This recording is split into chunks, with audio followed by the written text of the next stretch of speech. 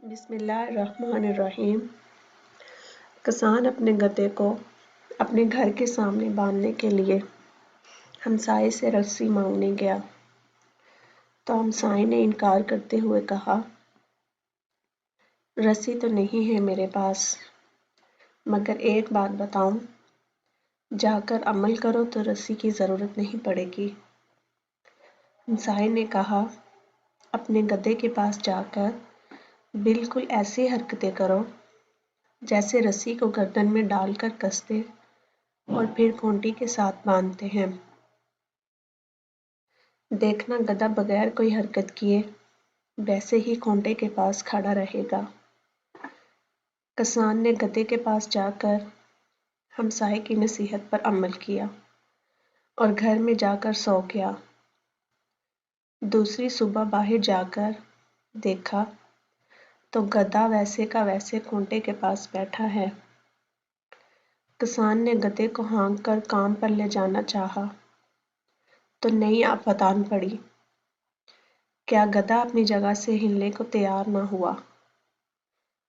زور لگانے اور ڈنڈے برسانے سے بھی کام نہ بنا تو ہمسائے سے جا کر کہا، بھئی تیری نصیحت باندھ دینے تک تو ٹھیک تھی، مگر اب میرا گدھا کام تو جاتا رہا ہے، اب کیا کروں؟ ہمسائے نے پوچھا، آج کام پر جانے سے پہلے کیا تو نے پہلے اس کی گردن سے رسی کھولی تھی؟ کسان نے حیرت سے کہا، کون سی رسی؟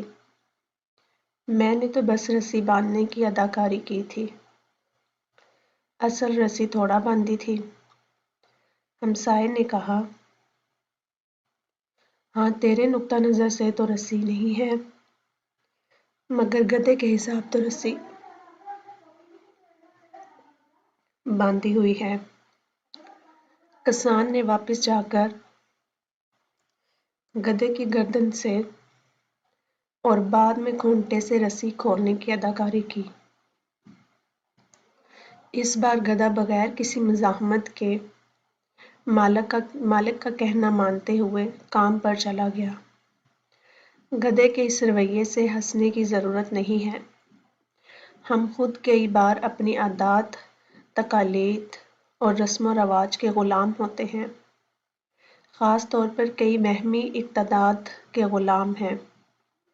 ہمیں بھی کئی بار اس بات کی سخت ضرورت ہوتی ہے کہ ان خفیہ اور غیر مرئی رسموں کو تلاش کریں جو ہماری گردن کو اپنے شکنجے میں جکڑے ہوئے ہیں اور ہمیں آگے بڑھنے سے روکے رہتی ہے، وہ چاہے خاندانی رسمیں ہوں، کاروباری ہوں، ازدواجی ہوں۔